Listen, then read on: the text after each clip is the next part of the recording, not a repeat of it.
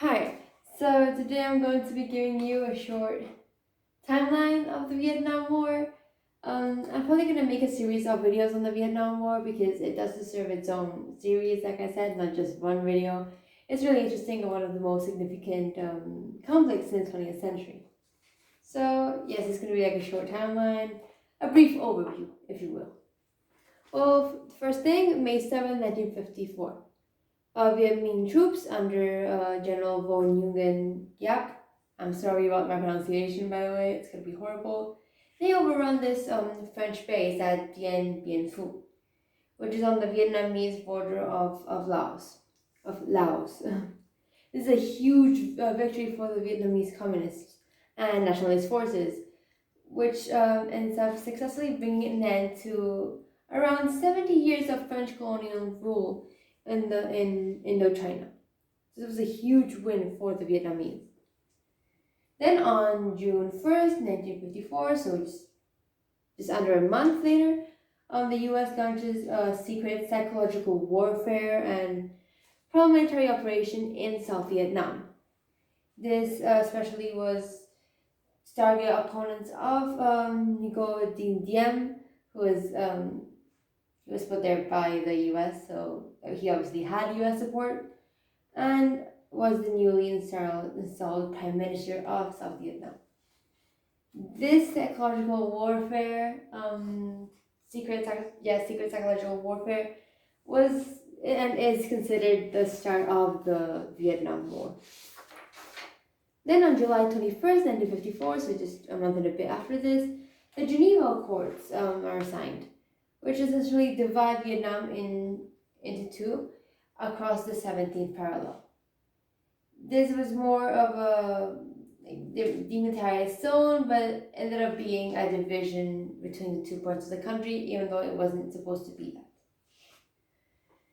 Then, a few years later, on November 2nd, 1963, the US decides to withdraw its support for Diem, and he is eventually assassinated by his own generals. Like I said, he was really unpopular. Well, around this time, the war had been going on for a while, and around 16,000 US military personnel are in Vietnam, and around 200 have been killed, which, compared to the actual final numbers, is essentially nothing. Then, on August 5th, 1964, so just under a year after this,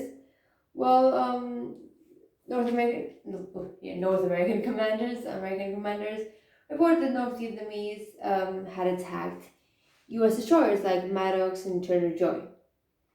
Congress had to approve the Gulf of Tonkin Resolution, letting U.S. President Lyndon B. Johnson take all means to repel any, and I quote, take all necessary measures to repel any armed attack against the forces of the United States.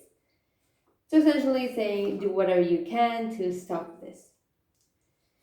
Then on March 1st, 1966, a program for the pacification and long-term development of Vietnam was published. A study commissioned by the U.S. Army Chief of Staff, wanting to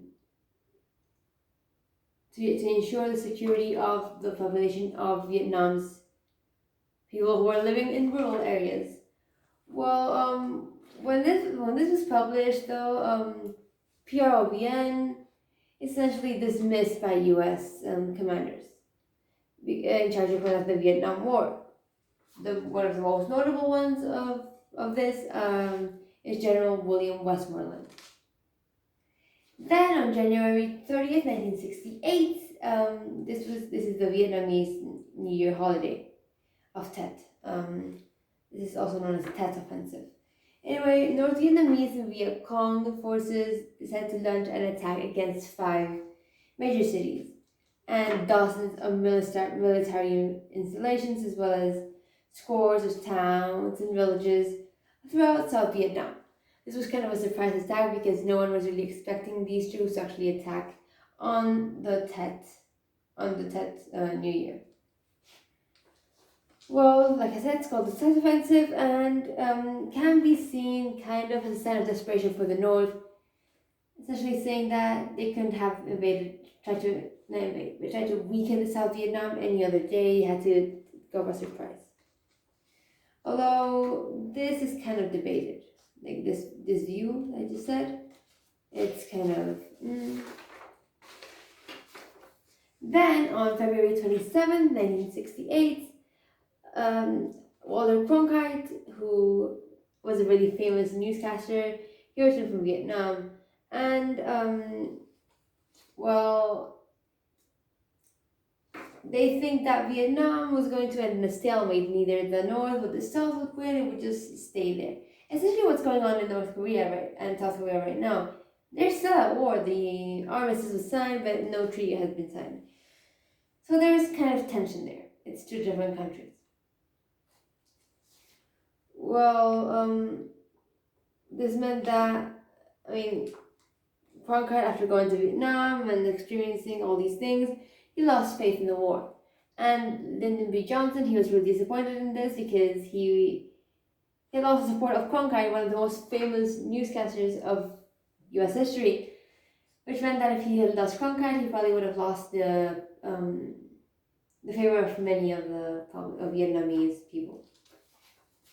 Then on March 16, 1968, around 500 unarmed villagers are killed by the U.S. Army in this hamlet of My Lai. This is known as the Lai Massacre. Well, at first, there was like an attempt to cover up the shootings, keep it down low, no one really needs to know. And only one American, Lieutenant William Calley, was found guilty of any crime in connection with My Lai. Then November 15, 1969, a lot of people, and by a lot I mean literally millions, take to the streets and say that they want an end to the war. They think it's unnecessary.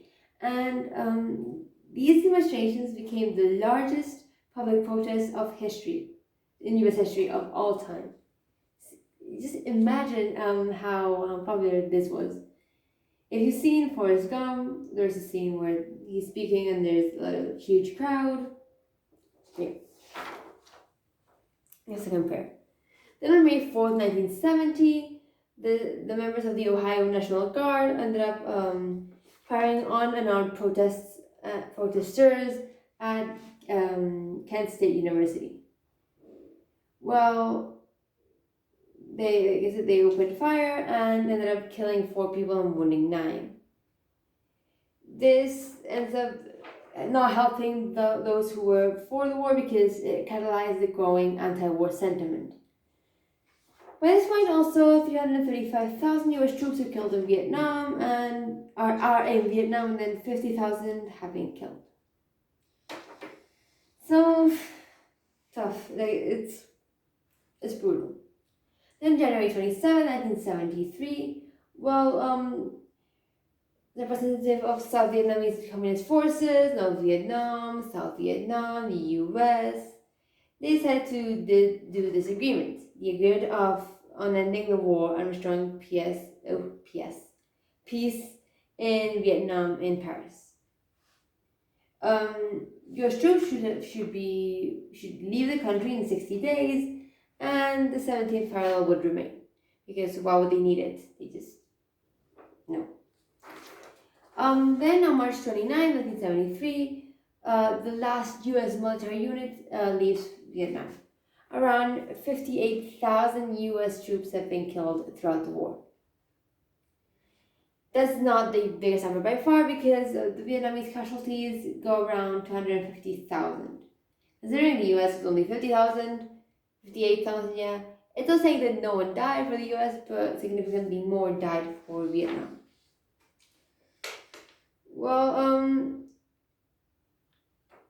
Vietnamese casualties ended up leaving 250,000 Vietnamese troops aside, and also 1,100,000 of Vietnamese soldiers and Viet Cong irregulars ended up contributing to the civilian death total of around, just 2 million people. Just 2 million people, Then on April 29, 1975, well, this was shortly before 11 a.m., and U.S. personnel began evacuating a lot of people from the South Vietnamese capital of Saigon. These people are nationals, like U.S. nationals, and also just people from South Vietnam. And around 7,000 actually managed to escape. The next morning, North Vietnamese troops entered Saigon, and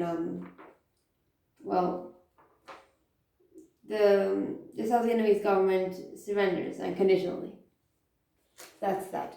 That essentially shows how, I mean, did all that, but then the U.S. backed, 58,000 U.S. troops died. But it was kind of awful. Nothing, because when the U.S. troops left, the North Vietnamese took over. Also, this kind of can be seen as a playing field, because it was essentially the U.S. and the USSR. The U.S. obviously backing the more capitalist South, the USSR backing the more communist North. And this was a win for the communists, because it was a huge win. They got territory, they got everything. Yeah, that is it. In the Vietnam War is a very interesting topic, and it does deserve its own in-depth analysis. Although I wish I could do that right now, but I can't. I'll make a video on it sometime, because I love the Vietnam War. It's so really, really, really interesting. So that is it. I'm not really gonna say any more. So thank you for watching. Bye.